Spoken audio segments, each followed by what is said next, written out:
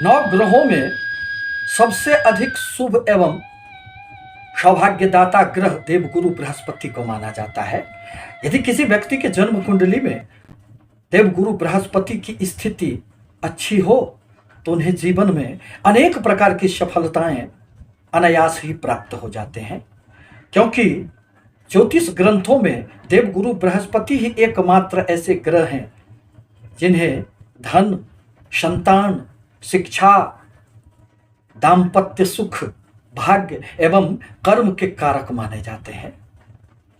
अर्थात यदि उनकी स्थिति कमजोर हुई तो इन सभी क्षेत्रों में आपको अनेक प्रकार से परेशानियां उत्पन्न हो जाएगी। वह आज ही के दिन 1 मई 2024 को उनका राशि परिवर्तन होने जा रहा है।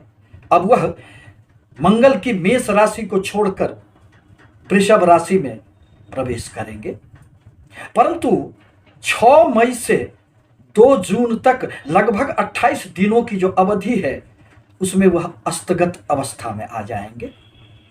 उनके बल में थोड़ी सी कमी आ जाएगी। अब वह अपना उस प्रकार का शुभत्व प्रदान नहीं कर पाएंगे जिसके लिए वह विख्यात हैं। परिणामतः यदि देवगुरु बृहस्पति कमजोर होते हैं तो राहु देव की निकल पड़ती है। वह अपने प्रभाव से व्यक्तियों के जीवन में अनेक प्रकार के अशुभ प्रभाव उत्पन्न कर देते हैं। यह पूर्णतः चंद्र राशि पर आधारित है। आप इसे अपने नाम राशि के आधार पर भी देख सकते हैं।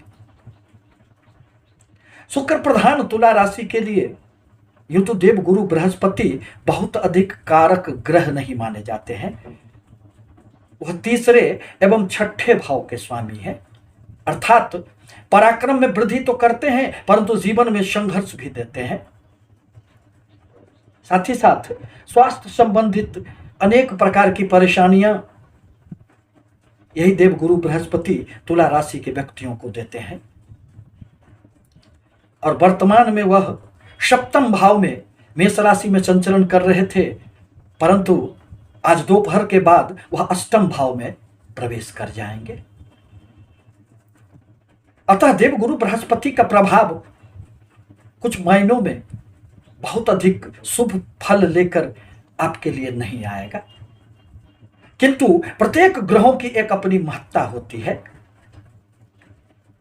ऋण लेना, व्यापारिक गतिविधियों में आगे बढ़ना, अपने पराक्रम के बदौलत भाग्य का निर्माण कर लेना, इन सारे क्षेत्रों में तो देवगुरु बृहस्पति ही मदद करते हैं।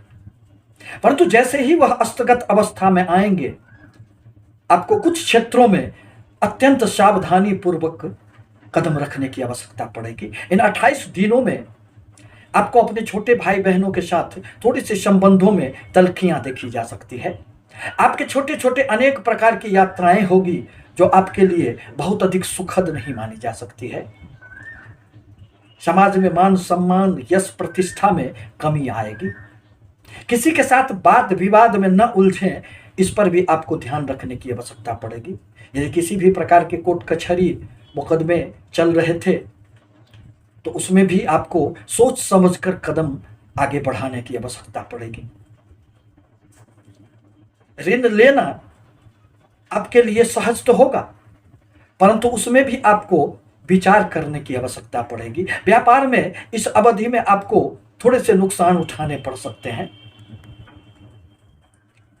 धन के लिए यह अस्तगत गुरु, संतान के लिए यह अस्तगत गुरु बहुत अधिक सुखद परिणाम देने वाले नहीं हैं। अतः आवश्यक है कि आप देवगुरु बृहस्पति के बीज मंत्रों का एक माला निश्चित रूप से जाप करें। ओम ग्रां ग्रीं ग्रौं सह गुरुवे नमः मंत्र का यदि आप जाप करते हैं, पीले चंदन अथवा केसर का तिलक आप यदि माथे पर लगाते हैं तो राहु का प्रभाव बहुत अधिक नहीं बढ़ेगा। यूं तो वर्तमान में राहुदेव आपके छठे भाव से संचरण कर रहे हैं। छठे भाव में राहुदेव तो व्यक्तियों को निहाल करने का कार्य करते हैं, परंतु इनकी अत्यधिक फल में वृद्धि हो जाने के कारण कहीं आप वाद विवाद में किसी से उलझ न लें, किसी से झगड़े न हो जाएं, स्वास्थ्य की कोई समस्याएं न उत्पन्न हो जाए, इस पर आपको ध्यान रखने की आवश्यकता पड़ेगी। अब जहां तक मंगल प्रधान वृश्चिक राशि का प्रश्न है, तो आपके लिए देवगुरु बृहस्पति अत्यंत कारक ग्रह माने जाते हैं। वह आपके धन भाव एवं पंचम त्रिकोण भाव के स्वामी बनकर आपके जीवन में अत्यधिक धन देने का कार्य करते हैं। आपके परिवार को, आपके परिवार की खुशियां को, आपकी वाणी को, आपके धन को संभालने का कार्य तो यही करते हैं। शिक्षा, संतान, प्रेम संबंध, आकस्मिक धन लाभ, इन सभी क्षेत्रों में देवगुरु बृहस्पति आपको सदैव लाभ देने का कार्य करते रहते हैं। परंतु अब तो वह अस्तगत अवस्था में आ रहे हैं, अतः इन सभी क्षेत्रों में आपको थोड़ी सी परेशानियां उठानी पड़ सकती है। अतः कहीं अनावश्यक रूप से धन खर्चे न हो जाए, इस पर आपको ध्यान रखने की आवश्यकता है। कहीं कोई धन आपके फंस न जाए, इसलिए सोच समझकर ही किसी को धन देना इस अवधि में आपके लिए नितांत आवश्यक होगा। आप अपनी वाणी पर भी इस अवधि में निश्चित रूप से नियंत्रण रखें। परिवार में सब कुछ अच्छा रहे, इसके लिए आपको प्रयास करने की आवश्यकता पड़ेगी। संतानों से संबंधित आपको प्रत्येक निर्णय इन 1 महीनों में ध्यान रखने की आवश्यकता पड़ेगी। प्रेम संबंधों में कहीं कोई रुकावट न आ जाए, इस पर भी आपको ध्यान रखना होगा, क्योंकि कोई भी ग्रह यदि अस्तगत अवस्था में आते हैं तो उनके बल में, उनके प्रभाव में कमियां आ जाती है। और देवगुरु बृहस्पति तो स्वयं भाग्य के कारक माने जाते हैं। यह तो जीवन को संभाल कर ऊंचाइयों पर ले जाने का कार्य करते रहते हैं। और जैसे ही देवगुरु बृहस्पति की ताकत में, शक्तियों में कमी आएगी, कुंडली में राहु का प्रभाव बढ़ जाएगा, क्योंकि वह तो राक्षस प्रवृत्ति का है।